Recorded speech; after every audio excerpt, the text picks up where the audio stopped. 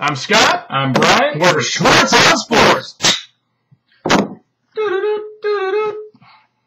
you hear that? No, what? It's like breaking news. Oh, yeah? The NFL schedule is released tomorrow, 7 o'clock. Yeah. ESPN special, Sports Center. Really? 2012 I've been NFL waiting for season. that to come out. I've been waiting for it, too. My God. Specialized people out here have been waiting for it. Well, guys, there it was. 7 o'clock tomorrow night, ESPN Sports Center special. NFL 2012 schedule will be released. And speaking of the schedule, ESPN wrote that we have the fourth toughest schedule right now. Going in statistically, we face two teams without a winning record from last year. And the problem is, if we were actually a decent team, our schedule would be the fourth toughest because we can actually win games. Yeah. We only have the fourth toughest schedule because I think the only two teams we play that didn't win more than 8 games was the Cardinals and the Seahawks. And they'll both beat us. Yeah, probably. Yeah. So, anyway, the schedule comes out, and we're pretty excited for that. We'll have more on that next week. So, as you know, the NFL draft's less than 2 weeks away at this point. It's a week from Thursday. And we're going to discuss what we think. This is kind of Brian's forte, so I'll let him take it over. Well, I just want to bring up, there's different trade options we could do coming into the draft, which one's the Rams, which is your most obvious choice because it drops down to 6, still gives you a second-round pick. You only drop down 2 spots, you pick up at least a second. And you still get Richardson, Blackman, or Claiborne if you do that. The other one's the Dolphins. If they want Tannehill. They want Tannehill, then they can go up get them. Whatever. Whatever. The Seahawks are another option. They want Tannehill for some reason, even though they just signed fucking. I don't know why everybody wants that what's guy. his name? They signed the fucking backup Flynn. Yeah, Flynn, to be their not Flynn. starter. And then the other one, which would drop us the furthest, would be the Eagles, which just lately came on saying they're probably interested, probably not. I don't know. We'll have to wait and see. But we'd get their 2 second rounds, move down to 15. So we'd have 15, 22, 37, 46, and 51, I think it is. Which wouldn't be bad, but you'd be dropping out of your elite 8. Yeah, your at least 10 talents. We need playmakers. But that's that. And like I said, the Rams and the Eagles have 2 seconds, which would probably be your best trade options. And then that brings us to our latest mock draft. We're just going to do the first 3 picks. We got Blackman going 4. We're still on the Blackman wagon, but it might change next week. We'll let you know. Then we got Levante David from Nebraska, the outside linebacker, going 22, and David Wilson, the running back from Virginia Tech, 37. The Hokie running in the backfield. In my opinion, someone like a David Wilson or a Isaiah Peed from Cincy, they fit the West Coast system better because they catch. I mean, they're better catchers than they are runners, which you look at Shady McCoy. My only thing is, I was telling him before, is in our division, you need somebody who can pound the rock, and that's not necessarily what those 2 backs do. But at the same time, you do need somebody who can catch because of the West Coast that we run. So, well, if you want someone that can catch and pound, that brings up my boy. I'm going to say it one more time. This might be the last time. Chris Polk, Washington Huskies. Could be a stud. Sleeper in the draft. So along those lines, we've got these kind of labeled out. There's running back class is obviously deeper than the wide receiver class this year. There's only a few studs. So we got a handful of running backs that could go starters. Richardson, Wilson, Martin, Miller, James, Polk, Pete, and Ballard. Right there, there's 10 plus running backs. Yeah, that could be day 1 starters. No, I'm not saying studs. I'm not saying elite talent like Richardson. Well, they could be starters. But they could be starters. They could be 1,000-yard backs. Then at wide receiver, we got Blackman, Floyd, which are your 2 elites. Big old Alshon. You got Alshon Jeffrey. You got Mohamed Sanu. You got Randall, which I don't like. I don't know why everyone's so high on him. You got Stephen Hill. I don't like. Everyone's so high on him. You got Wright. Everyone's so high on him. He's better than Randall. He's better than the other 2, though. Yeah.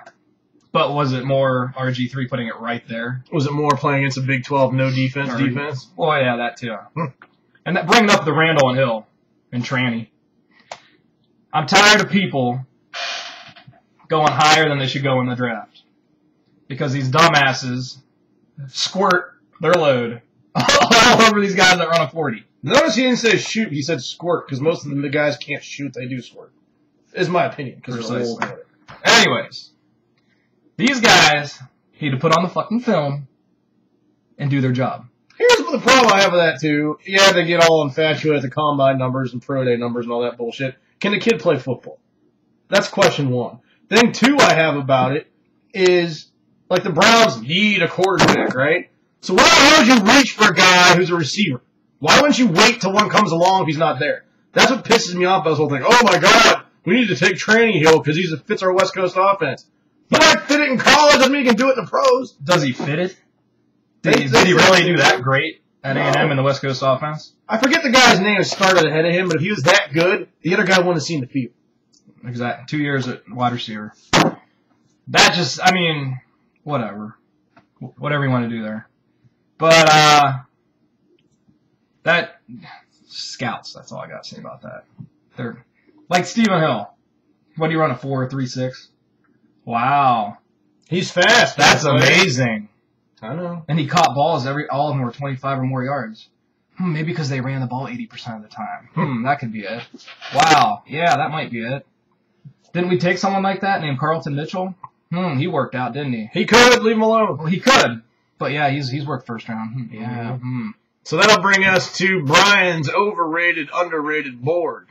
Let's go with overrated. Overrated, we got Tranny Hill. Yeah. He's way overrated. Everyone's even saying he needs a year to develop. Let's take him for a year in the pros. Stephen Hill, overrated. Whitney Mercilus, I believe is how you pronounce it. Merciless. Whatever, overrated. Dre Kirkpatrick, overrated. Kendall Wright, in betweeny, overrated. Then you got Lamar Miller, definitely overrated. Just because he's fast, he shut up the boards. Yeah. John Martin, definitely overrated. Andrew Luck gets rid of the ball fast, so he's a great protector. Yeah, great. He can hold a guy off for a whole half a second. Great scouting job, guys. And Depot, his fat ass, can't even. Dontari Poe! That's a great example of a combine. Wow, he blew the combine up, it turned the game film on, he can't even fucking move. But anyway, those are our overrated. That moves us to our underrated. Blackman we have as underrated because even though he's probably going to be a top 5 pick, people still don't have the true sense of what value he brings. They don't have the elite sticker on him, and they don't even think. A lot of people don't think he goes in the top 10. That's definitely undervalued to me. Yeah, they think AJ Green's better. They don't think he's an elite slants. Receiver. He runs slants. That's what I want. West Coast. Slantman. How many times did he tell you that? You slant, you catch, you run. Our next underrated guy who's, in our opinion, is pretty big, what am I trying to say? Pretty heavily underrated is Chris Polk, the running back from Washington. The kid is going to be a stud. A beast! The next guy we have is LaMichael James. I don't personally like the kid, but he's got talent. Then our other one is Mohamed Sanu. Probably going to go late second. When I think he's right there on the, right Stephen Hill. I'm kind of comparing Sanu to Massaquoi when he came out, because to me they're kind of similar. Definitely a bigger body. Yeah, but I think Sanu's a lot more polished than Massaquoi. And he's a 4-year starter, so, I mean, he's solid. The next guy that we have underrated is Alshon Jeffrey. If you all remember going back before the draft, the combine, all that crap, he was way up here. Well, last year he was the number one wideout. And now this year, all of a sudden, he's nothing. I mean, I think he could be a steal at the end of the first or mid-second round. Over Green and Julio Jones, if he came out, he would have went 1 last year. Probably. Just like Jake Locker would have went 1 if he came out. Then we got Kirk Cousins, quarterback, Michigan State. I call him the Ken doll, baby. And then the one that I like for the Browns, Russell Wilson.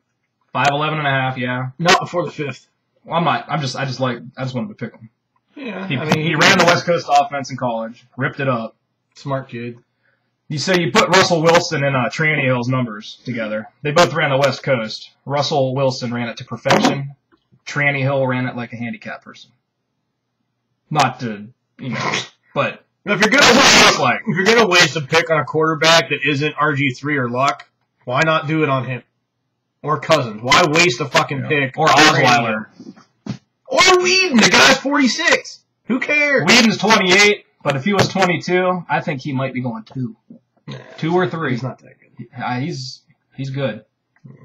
He's good. That's all I'm saying. That moves us on to Mitchell Schwartz, offensive tackle out of Cal. Schwartz! Definitely got some talent. And then he moves on to another tackle that's got some talent, and Levi Adcock. Levi. What I always say, Levy. That moves us on to D Branch. Wow. D Branch played for Clemson, Stud defensive end. I think he could and should go in the first round. Andre Branch is going to be a stud, and I wouldn't mind taking him at 22. He's going to be good. I don't. I think he's worthy. Between Andre Branch and Levante David, I would not mind taking one of those two at 22. Yep. That brings us to the Boise safety. I think he's underrated at, I don't even know what his name is, Ilabaka or something like that. He's 6'1", like 220, but he can move. And then our last boy. Chase Minifield. If you're the Browns, you passed on Alvin Matthews that came out, all 16 of them. How the hell do you pass on Chase Minifield? He is the dog pound. His daddy was. Come on. There's even a chance he might slip to your third-round pick. There's even a chance he might be good. I'm just saying. I know. If you're the Browns, baby, you get Chase Minifield. Bring the pound back in town. And I mean, talking more Browns crap, what do you really think we need, a running back or a wide receiver first? I'm not taking all positions out. Take Richardson, Blackman, Floyd. I'm just talking general position. General position. To me, your obvious immediate need is receiver, but now that you lost Hillis, you don't have a stud running back because Hardesty is not it. He never will be it. Obaniah, maybe. Brandon Jackson's your third down scat back. So you need a stud running back to start, and to me... And you have Smith. But just based on positional value for what we need, a good starting running back will move the chains, keep the offense on the field longer, and keep your defense rested. A stud receiver we need is a playmaker, but I think you'll get more of an effect from a starting running back. But if you don't improve your line early, right? We still what's the running back going to do for you? That brings to my other scenario. There's a rumor out there now that the Vikings will not take Khalil. They'll pass on him. If he's there at 4, you take his ass. That would shore your lineup, man. Do you take him or trade him? You take him. Unless you're just blown away by a trade offer, which you may be, but, you know. You might be willing to trade down, like, 2 spots. Yeah, if it's a Rams one in him. You take a lineman, all right? Mm-hmm. Yes, he's going to block for your quarterback, all right? But how do you take away that elite receiver, elite running back that you could get to get a lineman that you can get later? If you're looking at it from a organizational standpoint, who you get your best value out of would be a tackle. They're going to stay on your team longer. But is he going to move the chains for you? No, but it'll help you move the chains. Well, I'm just saying. I know, They're looking at it as the regime that's in there now. They have to win now or they're gone. Well, they got to win or they're gone. But what makes you win quicker, a right tackle or a running back? If your quarterback is Colt McCoy, which it's going to be. If your quarterback's Colt McCoy, anything that takes the ball out of his hands. I'm just being honest. Wow. So, I mean... That's up for debate. I mean, there's a bunch of different... And again, going to the same point, we'd like your opinion out there. What would you like to do, and why would you want to do it? Give us some questions, and we'll respond to you. Yeah, let us know. We'd like some good feedback. And on the same token, if you haven't already yet, you can friend us on Facebook at Schwartz on Sports. That's Sports with a Z. Look us up on there. Friend us on there. All our videos are online at Schwartz on Sports on Facebook. Yep. We're also on YouTube, Schwartz Sports. So go ahead and try to find us, and we want to hear your feedback. Do you agree with us? Do you disagree with us? What do you think they should do with the third pick if all 3 options are there? We'd like to hear your thoughts as well. And the press conference Shermer had today, he was saying all 4 running backs we have on the roster right now are all healthy. So they're healthy and they suck. They still believe in Hardesty. I'm just throwing it out there. He said we believe in Hardesty. We're not. Yeah, all right, they believe in Hardesty because they're fucking stupid. So you got Hardesty, Obaniah, and Jackson. All right? If they believe that heavily in Hardesty and they think Obaniah and Jackson can help out, why would you take Richardson? Why wouldn't you take Blackman? Is the question. When you don't have a receiver. Right. Why wouldn't you take Blackman if you have them? Yeah. I want Blackman. We're all in agreement that we want Blackman at 4 if we stay at 4 because we think he's a game changer. We think he's more of a game changer than Green last year. Because I think A.J. Green has better hands, I think. A.J. Green's a deep ball catcher. Right. But I don't think Blackman's he catches in traffic and makes a move. Blackman can break stuff. And A.J. runs better routes than Blackman. I don't know. I think he does. I don't know. But I think A.J. runs better routes, so he's always open for the deep ball, where Blackman can get... Blackman's a perfect receiver for West Coast. He'll run little slants, he'll run little patterns over the middle, and he'll break them. That's what we need. And he's got good hands. Right? So we are all on board for Blackman at 4. But anyway, we're going to transition here a little bit. The draft is next week on Thursday, so we're kind of going to wind down a little bit. We've given you our synopsis. We think it's going to happen. I mean, at this point, we don't know what the Browns are going to do. I don't think the Browns know what they're going to do at this point. Well, I'd like to say we have 4, 22, 37. Well, we do right now. There's going to be a trade in one of those. They're going to trade somewhere. One of those three. On that note, on the high school topic still, we're going to bring up a little bit about high school football in the state of Ohio. Shoot. In 2013, they decided to go to 7 divisions instead of 6. It's going to allow 32 more teams to make the playoffs, which teams that might not make it normally. Yeah. So it's those bubble teams, those teams that are in a lower division, if they're in a higher division or in a lower division, they would get in. It's basically going to allow those teams that were knocking on the door at 7-3 every year to get in. But the main reason for this, which I think they should it's the Catholic schools always win. Division 1 and 2. They always win. Yep. So they can recruit. What they should do is make a Catholic division and a public school division. That just eliminate everything. But they decided to make an extra division. So all your big, like Cincinnati Moeller, St. Ignatius, all those schools that always win are going to be Division 1. So it's going to be harder for them to win it, but. Well, this is the last year for the standard format. This change doesn't take effect till next year, 2013. Yep. And I think it could be good. Oh, it's going to be good for a lot of teams. I don't think you're really going to have that's Division 2. The new Division 2. It's basically 1A. That's going to have big-ass Division 2 schools and old Division 1 schools that are huge. It's going to be one hell of a division. D2 is going to be 1A. D3 is going to be your old D2, and after that, you're going to have some drop-off. But once you hit Division 3, it's going to be normal. Mm-hmm. Normally how it was. But it's exciting for whoever likes high school football. Maybe your team will make it because they never have, never will. I don't know. And I think high school football in Ohio and high school football in Texas, they're the best states for high school football in the country, so it's pretty big. But on the same football topic, Ohio State opens their spring ball's been open, spring practice has been open. Spring ball. But on Saturday is the spring game. Schwartz on Sports will be present. We'll probably take some video for you guys to see us there, see how many people are actually in the shoe, hoping for a nice day. But this will be Urban Meyer's first spring game for Ohio State, and we're pretty pumped about it. Yeah, and when we come back, we might have some footage. We haven't decided yet. We might, probably won't, probably will. I don't know. But we'll bring you all coverage from what we saw, what we think, who's looking good, who's looking bad, if the offense is clicking, defense sucks, is good. We'll let you know all that. How we think they're going to do. Might give you maybe an early prediction. I don't know. But we'll let you know how Braxton Miller's doing if he can actually throw the ball this year. And that really sums it up. That's going to be our show. Don't forget to drop us questions if you have any. We'd like to hear some feedback for once. What do you think? That's pretty much it. I was going to talk a little bit about the Tribe, but the season just started. They're 4-4. They just swept KC, so there really isn't much more to say about that. I mean, they're not playing the best ball right now. Their bullpen's kind of struggling. They're 6.5, I think, team ERA. It's kind of not good right now.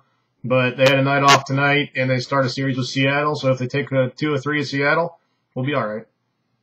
So that's it for our show tonight. We'll be back after the spring game, and hopefully this weekend, if not early next week.